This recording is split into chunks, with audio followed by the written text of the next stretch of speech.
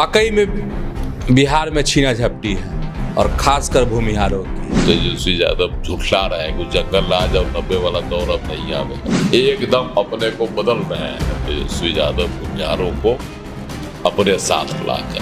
वैशाली में विरोध हुआ ना कि भाई जो पार्टी के कार्यकर्ता है उनको टिकट दीजिए। ललन सिंह ने ही बैरियर खड़ा कर दिया था। जदयू के ही कुछ लोगों ने इनको इन पर रंगा लगाया था। अब ऐसा क्या हो गया जदयू के मन और मिजाज? भूमिहार जिसके साथ रहता है उसी को सत्ता मिलता है। राहुल शर्मा पे भी तो संकट है। तेजस्वी यादव जो है भूमिहारों को बेवकूफ बना रहे हैं। वो तो आरजेडी के कैंडिडेट होंगे। इस परिस्थिति में जो है कहेगा दूसरा सीट अब तलाशी है। समुद्र कैसे छोटी मछलियों को बड़ी मछलियां खा जाती है। तो सर कुल मिला करके भूमिहारों को कुछ बड़ा हासिल हो जाएगा। कहीं न कहीं भारी तो अनंत सिंह ही पड़ेंगे, क्योंकि उनको सत्ता का संरक्षण रहेगा और नीतीश जी के वोटर का। पैनोरमा ग्रुप, जो सोचता है वो करता है। नमस्कार, आप देख रहे हैं न्यूज हार्ट। मैं हूं चंदन झा। ये उधर गया, ये उधर आया। भूमिहारों की छीना झपटी बिहार में कैसे, क्यों, क्या होगा अब?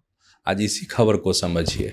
और इस खबर पर हमारे साथ बात करने के लिए हैं वरिष्ठ पत्रकार अजय मिश्र। सर, आपका बहुत बहुत स्वागत है इस कार्यक्रम में।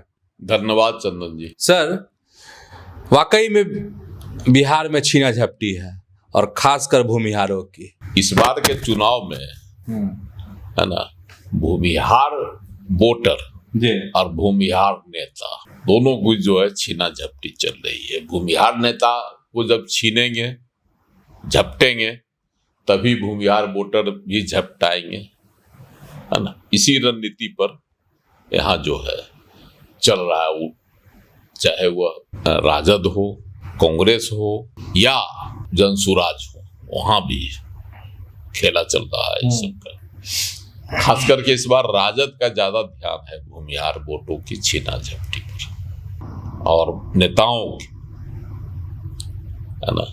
जिस भूमिहार समाज से लालू यादव को घृणा थी, एलर्जी था, तेजस्वी यादव उसको अपने साथ इस तरह से बैठा रहे हैं, है ना, कि कहीं न कहीं से लग रहा है कि ना लालू यादव का जो 90 वाला दौर था उसको तेजस्वी यादव झुठला रहे हैं कि जंगल राज और 90 वाला दौर अब नहीं आवेगा, हम तो बदल गए। देखिए, माय समीकरण से हम A to Z पर आ गए। हम पर जो आरोप लगता था, एकदम अपने को बदल रहे हैं तेजस्वी यादव भूमिहारों को अपने साथ लाकर। अच्छा, लोकसभा चुनाव में कुशवाहा को किए छीना झपटी, लूट, है ना। इस बार भी तो कर रहे हैं। इस बार भी कर रहे हैं। संतोष कुशवाहा, अजय कुशवाहा जा रहे हैं तो जिनको टिकट नहीं मिल रहा, संतोष कुशवाहा हो चाहे अजय कुशवाहा हो वैशाली से, ये लोग भाग रहे हैं, जिनको टिकट नहीं देगा। संतोष कुशवाहा को जदयू टिकट नहीं देता, इधर जो है अजय कुशवाहा को RLSP टिकट, लोजपा टिकट नहीं देता रामविलास। तो जब लग गया कि हमको टिकट नहीं मिलेगा तो टिकट के लिए तो कहीं जाएंगे ना। अब है वैशाली में विरोध हुआ ना कि भाई जो पार्टी के कार्यकर्ता है उनको टिकट दीजिए। हुआ ना विरोध, सब विरोध किया ना, तो यही मचेगा। लेकिन अगर आप दूसरी पार्टी से लाते हैं तो दल में विरोध मचेगा। विधानसभा चुनाव है जो हो, लेकिन भूमिहारों के साथ जो हो रहा है वह अब जैसे सूरजभान से, मोकामा से पिछला चुनाव में जो है अनंत सिंह को लिया गया, एकलौता थे भूमिहार प्रत्याशी राजद के, उनको लाया गया। बहुत फायदा नहीं हुआ। अनंत सिंह तो खुद जीत गए। अनंत सिंह तो ऐसे भी जीत जाएंगे, चाहे निर्दलीय खड़ा हो या दल से खड़ा हो। तो लेकिन उसके बाद जो है तेजस्वी यादव भूमिहारों को देने का एक बात है। विधान परिषद वाला जो चुनाव हुआ था उसमें भी उन्होंने किया था प्रयोग और उसमें भी कामयाबी मिली थी उनको। जब बोचहा का चुनाव हुआ था ना, उपचुनाव, जहाँ भूमिहार वोट का जो खेला हुआ था, उसके बाद तेजस्वी यादव का ध्यान टूटा था। बनमर्सी समाज के सम्मेलन में गए थे ना यहाँ बापू सभागार में, तो उसके बाद से इनका लेकिन बीच में इनका फिर समीकरण गड़बड़ा गया था, फिर से माय समीकरण पर चले गए थे। जिस तरह से लालू प्रसाद की सक्रियता हुई और ये माय समीकरण पर सिमट गए, लेकिन विधानसभा चुनाव में उनकी जो है नींद टूटी है। वो चाह रहे हैं कि भूमिहार बोर्ड को तोड़ा जाए, भूमिहार बोर्ड में सेंधमारी लगाई जाए, तभी जो है हम राज कर सकते हैं बिहार पर। क्योंकि यह भ्रम है या यह हकीकत है कि भूमिहार जिसके साथ रहता है उसी को सत्ता मिलता है, नीतीश कुमार हो, बीजेपी हो, चाहे जो, है ना। तो ये जो भ्रम हुआ फैला है, मतलब उसी के आधार पर तेजस्वी यादव की भी रणनीति चल रही है और मगध में क्षेत्र में उनका ज्यादा ध्यान है। अब जहानाबाद से जगदीश शर्मा के बेटा राहुल शर्मा को ले आए अपने साथ, है ना। अब राहुल शर्मा घोसी से लड़ेंगे चुनाव, क्योंकि उनका ऐलान भी हो चुका है। जगदीश शर्मा खुद घोसी से 8 बार विधायक रह चुके हैं, तो स्वाभाविक है राहुल शर्मा भी एक बार जीते थे, तो उनका जो है वहां से लड़ना तय हो गया। अब जब जहानाबाद से जगदीश शर्मा ने पाला बदल कर जदयू की ओर दामन थाम लिया पुत्र सहित, तो जदयू में बेचैनी हो गई कि भाई जहानाबाद तो भूमिहार विहीन हो जाएगा पूरा, उस इलाके में किसको ढूंढा जाए। तो अरुण कुमार को ले गया, अरुण कुमार को लाया गया। यही अरुण कुमार है जिनको 4 सितंबर को जिनकी जदयू में वापसी को बड़ा साजिश के तहत रोक दिया गया था, है ना। बहुत तरह की बातें आई, कहा गया कि नीतीश कुमार की नाराजगी थी। अब खबरें आ रही कि नहीं, नीतीश कुमार तो तैयार थे, जदयू के ही कुछ लोगों ने इन पर रंगा लगाया था। जो हो, लेकिन इस बार उनकी जो है घर जदयू में वापसी हो गई और वह भी जो है अपने पुत्र के साथ, ऋतुराज के साथ वह भी आए। उनकी भी वही तमन्ना है कि घोसी से मेरा बेटा ऋतुराज चुनाव लड़े। उन्होंने तो कहा भी कि भाई हम तो चुनाव नहीं लड़ेंगे लोकसभा विधानसभा का, हम तो सिद्धांतवादी हैं, हम तो लोकसभा का चुनाव लड़ते रहे हैं, तो विधानसभा का चुनाव तो हम लड़ेंगे नहीं, तो हम अपने बेटे के लिए हैं प्रयासरत। तो बातें जो आई हकीकत भी लग रही है। तो अब सवाल यही पर है, एक भूमिहार को इधर जदयू अपनी ओर, राजद अपनी ओर ले गया, दूसरे भूमिहार को जदयू झट से अपनी ओर बुला लिया। मतलब यही छीना झपटी अभी चल रहा है भूमिहारों को लेकर। लेकिन सर भूमिहार को लेकर अब 2-3 सवाल अब इसमें।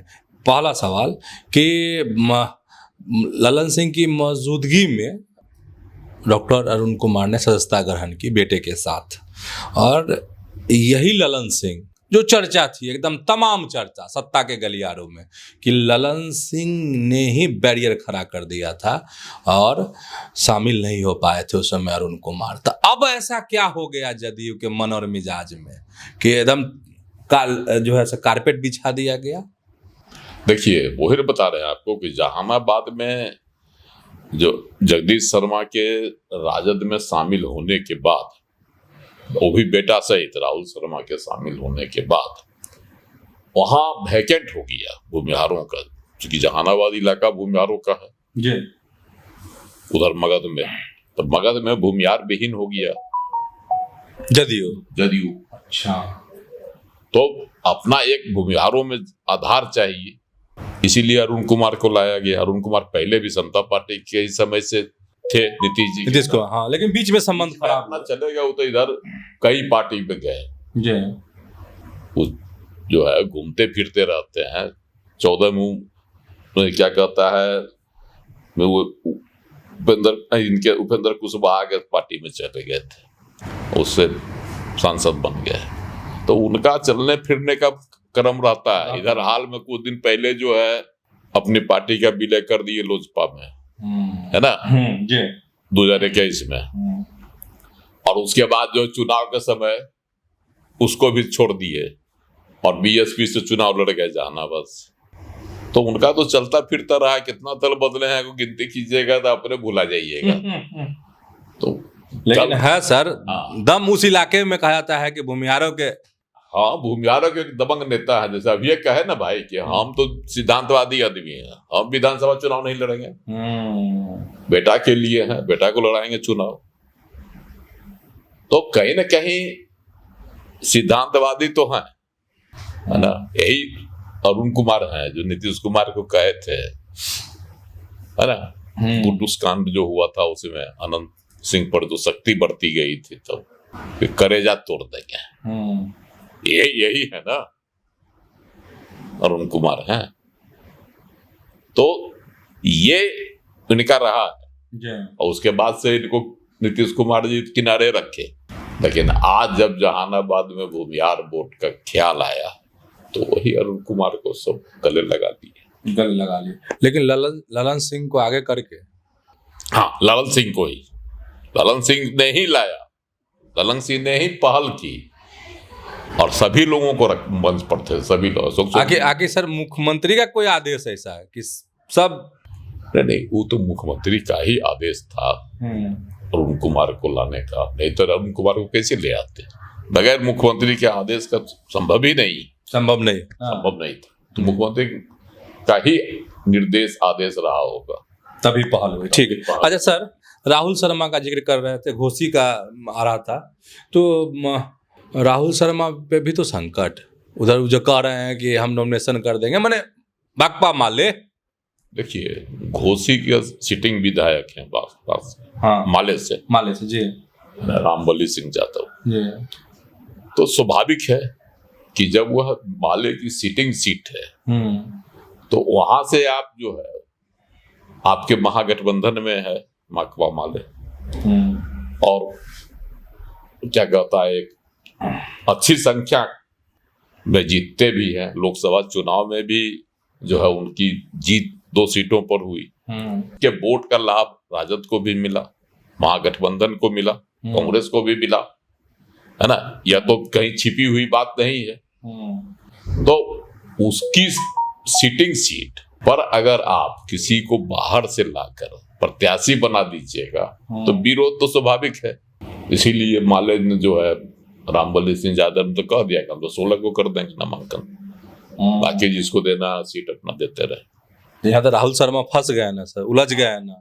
अब है कि राहुल शर्मा उलझ गए। इस परिस्थिति में जो है कहेगा दूसरा सीट अब तलाशी है, या माले को सर कहीं सरका दिया जाएगा। देखिए, यही तो है। अगर माले, वो तो आरजेडी के कैंडिडेट होंगे फिर। हाँ, देखिए, राहुल शर्मा अगर कैंडिडेट होते हैं तो, देखिए, माले को अगर सरकाने की कोशिश की जाएगी तो माले के साथ जो है तनाव पैदा होगा। माले एक ऐसी पार्टी है, सिद्धांतवादी पार्टी है कि मिजाज गर्म हुआ तो, हाँ, कहीं न कहीं जो है वो भी समझौतावादी पार्टी नहीं। इसलिए माले से पंगा अगर लेंगे तेजस्वी यादव तो उनको मगध क्षेत्र में तो दिक्कत होगी, भारी कीमत चुकानी पड़ जा सकती है। इसलिए कोशिश करेंगे कि हम माले से पंगा नहीं ले, भले हम जगदीश शर्मा या राहुल शर्मा को छोड़ दें पार्टी में आ गए, लेकिन टिकट नहीं दे। दूसरा सीट कहेंगे अरवल ले लीजिए, जहानाबाद ले लीजिए, दूसरा सीट सुझा दिया जाएगा उनको, है ना। भूमिहार बहुल, वहां तो बहुत सीट है जहाँ भूमिहार बहुल है जहानाबाद में, वो सीट उनको दे दिया जाए उसके बदले में, तो ये समझौता हो सकता है। लेकिन माले को अगर मना लिए दीपंकर भट्टाचार्य कैंडिडेट को, तो देखिए, लेकिन माले का सिद्धांत रहा है आज तक, माले इस तरह का समझौता नहीं किया। अच्छा सर, अगर राहुल शर्मा को घोसी वाली सीट नहीं मिलती है, कहीं और शिफ्ट किया जाता है, या आरजेडी में शामिल कराने के बावजूद उनको जो है कहीं दरकिनार कर दिया जाता है इस चुनाव के लिए, तो नहीं लगता कि भूमिहारों को ठग रहे तेजस्वी यादव तब? देखिए, अगर ऐसा होता है तो निश्चित रूप से मगध क्षेत्र में यह बात फैलेगी भूमिहारों में कि तेजस्वी यादव जो है भूमिहारों को बेवकूफ बना रहे हैं। ठग रहे हैं, 2-4 गो सीट पकड़ा करके लॉलीपॉप चूसिए और जो है फिर वह अपने पुराने समीकरण पर ही लौट रहे हैं, क्या उसको ही प्रमुखता दे रहे हैं, प्राथमिकता दे रहे हैं। या तो संदेश जाएगा। दूसरी बात है, जैसे आप देखिए जहाँ मोकामे सूरजभान सिंह को लाएंगे, हाँ शामिल होने वाला थे आज, लेकिन हो गया कि नहीं हुए। अब कल जो है शामिल हो चाहे नहीं हो, हाँ। बातचीत चल रही है। और इसे नहीं, कल की खबर है कि अब कल शामिल हो। पति कुमार पारस के साथ पटिये विलय करने का ना शर्त रख दिया हाँ, है। तब कल होगा। अब पटिये का विलय हो जाएगा तो सूरजभान सिंह ऑलरेडी चले गए, हाँ। तो इसकी का इंतजार हो रहा होगा। पशुपति कुमार पारस अपनी पार्टी का विलय करते हैं कि अपनी पार्टी का झंडा बुलंद करके बाय बाय कर देंगे महागठबंधन को, बाय बाय टाटा। यह भी आशंका है। हाँ, आशंका भी सर। हाँ। अरे क्योंकि पार्टी का अगर विलय कर देंगे पशुपति कुमार पारस तो उनकी वही स्थिति हो जाएगी जो जदयू में अभी कुछ दिन पहले जो है, कुछ साल पहले उपेंद्र कुशवाहा ने अपनी पार्टी का विलय कर दिया था, है ना। और उसका क्या नतीजा हुआ, जब नीतीश कुमार से उनको नहीं पटा और नीतीश कुमार जब उनको कहेगा अपना रास्ता अलग तलाशिए, एक तरह से उनको भगा दिए थे खदेड़ कर। उस परिस्थिति में क्या हुआ, नई पार्टी बनाने में उनकी क्या दुर्गति हो गई। और वो स्थिति नहीं है जो स्थिति इनकी पुरानी पार्टी की थी। रालोमो जो है अभी उतनी मजबूत संगठन उसका नहीं बन सका है ना। अगर मजबूत संगठन रहता, आपको क्या लगता है कि चुनाव हार जाते वो, लोकसभा चुनाव है ना, हारते। तो ये एक समीकरण बनता है पार्टी का संगठन तुरंत में नया खड़ा करना। तो पशुपति कुमार पारस के लिए तो समझिए आत्मघाती कदम होगा। ये तो कहीं इसका नहीं रहने देंगे। मतलब पार्टी विलय नहीं करना चाहिए इनको। पार्टी विलय करेंगे तो उसका तो लोप हो जाएगा ना, इनकी कहानी खत्म। रामविलास पासवान ने कभी पार्टी का विलय नहीं किया, लालू ने उस समय भी दबाव डाला था कि लोजपा का विलय कर दीजिए, लेकिन कभी नहीं की किसी पार्टी के साथ किया उन्होंने। तो ये स्थिति बनती है। इसका ताजा उदाहरण है ना, बताया ना, ताजा उदाहरण तो आपको बताइए दी, खुद उपेंद्र कुशवाहा जिसके शिकार हो गए पार्टी विलय करके, फिर पार्टी उनको बनानी पड़ी। तो नई पार्टी बनाने में तो कहीं न कहीं से एनर्जी खपत होती है और वह संगठन नहीं बन पाता है। जो लोग चले गए जदयू में, और जदयू में जिनको अहमियत मिल गई, दोबारा तो फिर उपेंद्र कुशवाहा के साथ नहीं गए, यहीं रह गए, है ना। ऐसे ही होता है कि एक जमाया दल अगर अपने को किसी बड़े दल में मिला लेगा, जैसे समुद्र कैसे छोटी मछलियों को बड़ी मछलियां खा जाती है, वही स्थिति है दलों का। अगर छोटे दल उसमें शामिल हो गए तो उनका स्वतंत्र वजूद नहीं रहेगा। तो जो चलेगा वहां तेजस्वी का चलेगा, पशुपति कुमार पारस वहां जो है गौण रहेंगे, मौन रहेंगे। इसलिए अब इस पर लोग मंथन कर रहा है, विलय कर लेते हैं कि अपना वजूद बचा कर रखते हैं। यह देखने वाली बात होगी। और इसीलिए हमको लगता है सूरजभान सिंह की जो आज राजद में शामिल होने की बातें थी परिवार सहित, कुनबा सहित, वह स्थगित हुआ है। अब आगे देखिए कल क्या करते हैं। तो सर कुल मिलाकर के भूमिहारों को कुछ बड़ा हासिल हो जाएगा जो इस छीना झपटी में। भूमिहारों को क्या हासिल हो पाएगा वो तो नतीजा बताएगा, लेकिन तेजस्वी भूमिहार वोट तो जरूर कहीं न कहीं से काट लेंगे। मतलब जिस तरीके से कुछ परसेंट तो भूमिहार वोट डैमेज कर देंगे जो जदयू और भाजपा के लिए काटेंगे। कुछ परसेंट बहुत नहीं हासिल हो पाएगा, बहुत नहीं। जैसे मोकामा में तो सूरजभान पर कहीं न कहीं भारी पड़ेंगे अनंत सिंह, तो तय है। ठीक है, दो भूमिहार लड़ जाएंगे आपस में, लेकिन कहीं न कहीं भारी तो अनंत सिंह ही पड़ेंगे, क्योंकि उनको सत्ता का संरक्षण रहेगा और नीतीश जी के वोटर का जो है समर्थन रहेगा। तो समझ गए होंगे कि बिहार की सियासत में जो छीना झपटी चल रही है, भूमिहारों को पटाने की जो कोशिश चल रही है, वह कितनी कामयाब होगी। तो ऐसे ही जुड़े रहिए न्यूज हाट के साथ, खबरों से अपडेट रहिए। धन्यवाद, नमस्कार।